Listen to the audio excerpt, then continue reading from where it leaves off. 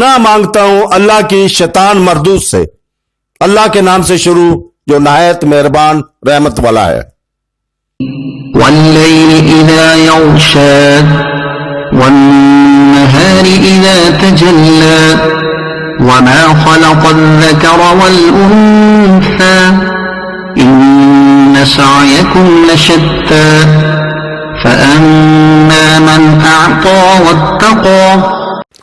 رات کی قسم جب وہ چھا جائے اور دن کی جب وہ روشن ہو، اور مذکر اور مؤنث کو پیدا کرنے والے کی، بے شک تمہاری کوشش ضرور مختلف قسم کی ہے، تو بہرحال وہ جس نے دیا اور پرہیزگار بنایا۔ وصدق بالحسنى فسنيسره لليسرى وأما من بخل واستغنى وكذب بالحسنى فسنيسره للعسرى۔ اور سب سے اچھی راہ کو سچا ماننا، تو بہت جلد ہم اسے آسانی مہیا کر دیں گے، اور راہ وہ جس نے بخل کیا اور بے پرواہ بنا اور سب سے اچھی راہ کو جھٹلایا، تو بہت جلد ہم اسے دشواری مہیا کریں گے۔ وما يغني عنه ماله إذا تردى إن علينا للهدى وإن لنا للآخرة والأولى فأنذرتكم نارا تلظى لا يصلاها إلا الأشقى۔ اور جب وہ ہلاکت میں پڑے گا تو اس کا مال اسے کام نہ آئے گا۔ بے شک ہدایت فرمانا ہمارے ہی ذمہ ہے، اور بے شک آخرت اور دنیا دونوں کے ہم ہی مالک ہیں۔